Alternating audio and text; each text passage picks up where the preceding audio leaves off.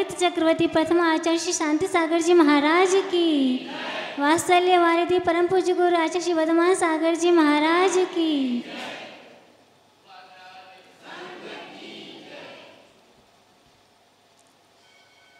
हम सबका परम सौभाग्य है कि हमें आचार्य श्री शांति सागर जी महाराज जी का आचार्य पद प्रतिष्ठापन शताब्दी महोत्सव मनाने का अवसर प्राप्त हुआ है। अब से 100 वर्ष पूर्व आचार्य श्री शांति सागर जी महाराज विक्रम संवत 1981 आश्विन शुक्ला एकादशी बुधवार को सन 1924 समडोली ग्राम में आचार्य पद से विभूषित हुए। आज उन्हीं का हम 100वां आचार्य पद प्रतिष्ठापन महोत्सव मना रहे हैं। कैसे थे हमारे आचार्य श्री? उन्होंने समाज पर और जैन संस्कृति पर अनेक उपकार किए। उन्होंने पतितों का उद्धार किया, अनेक दीन दुखी लोगों का उद्धार किया।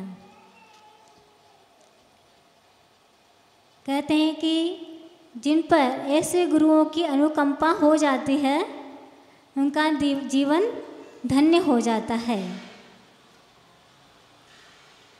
मूकं करोति वाचालं पंगु लंघ्यते गिरिम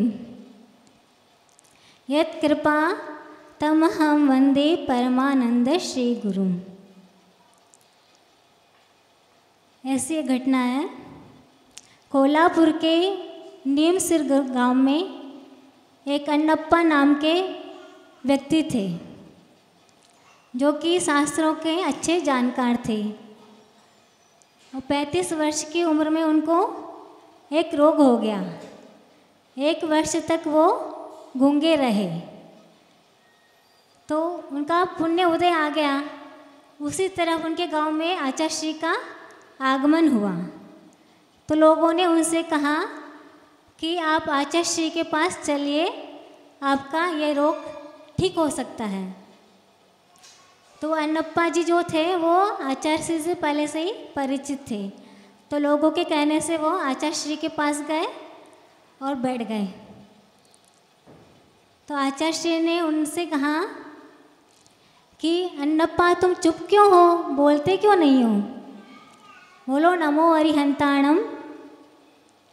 तो कितना प्रभाव हुआ आचार्य श्री के बोलने का कि बस वो जैसे आचार्य श्री ने बोला कि वो उसकी वाणी एकदम मुखरित तोड़ गई।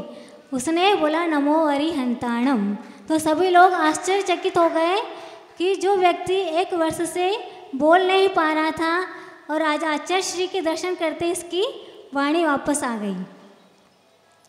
तो वो 4 दिन तक आचार्य श्री के सानिध्य में वहीं रहे।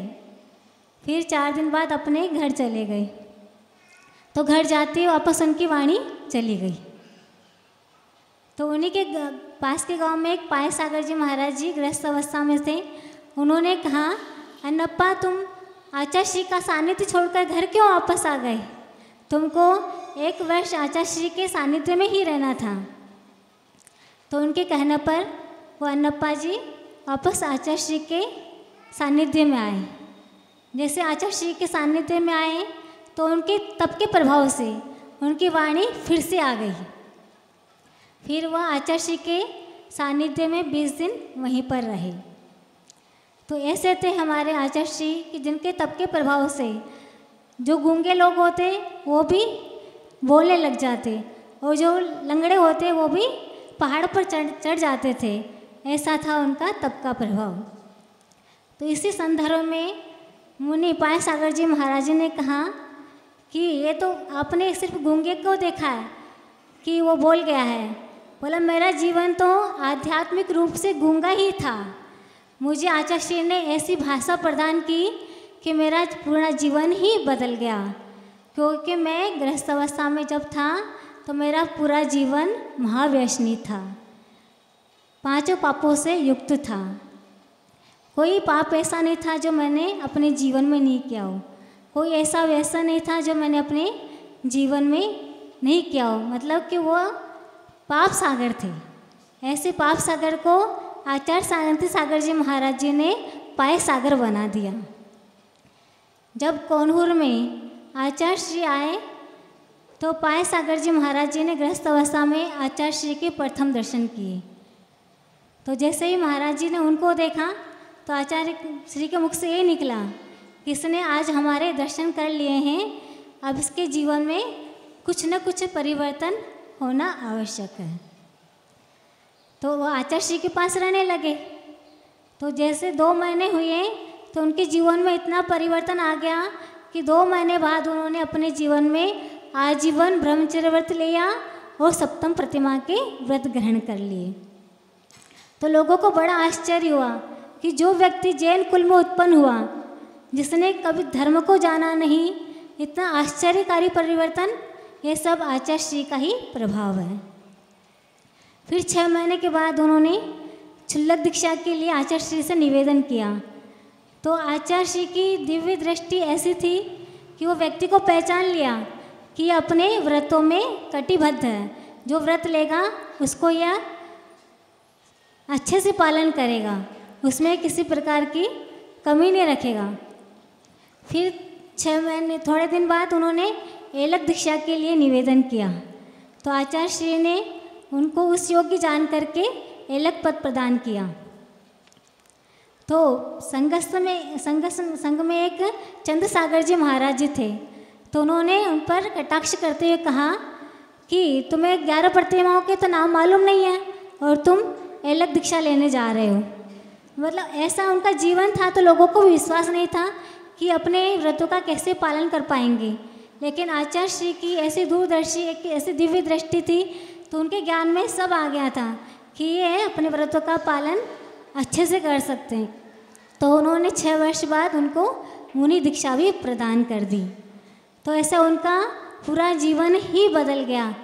जहाँ कहाँ तो वो पाप सागर थे, वहाँ से कि वो पाय सागर बन गए। तो उनकी पाय सागर महाराज जी की आचार्य श्री के प्रति इतनी भक्ति बन गई कि वो उनके चरणों को छोड़ना 1 सेकंड के लिए भी नहीं चाहते थे। और उनका यही कहना था कि आचार्य श्री के आशीर्वाद से ही मैं आज पतित से पावन बन गया हूँ। और उनकी भावना, जो अंतरिंग की भावना थी, वो शब्दों से ऐसा स्पष्ट करती थी। वो अपने ये कहते थे कि मैं अब अपने आत्मगुणों की दिवाली मनाना चाहता हूँ और अपने कर्मों की होली जलाना चाहता हूँ। यानी कि मैं अब अपने जीवन का उद्धार करना चाहता हूँ। तो ऐसे आचार्य श्री ने जो पतित से पतित व्यक्ति था उसको भी पावन बना दिया। ऐसे अनेक जीवों का उन्होंने कल्याण किया। तो ऐसे आचार्य श्री के चरणों में हम अपनी श्रद्धांजलि अर्पण करते हुए भावना भाते हैं कि उनकी जैसी त्याग, तपस्या, सहिष्णुता भी हमारे जीवन में आए। ऐसे आचार्य श्री के चरणों में हमारा शत नमः, शत अभिनंदन।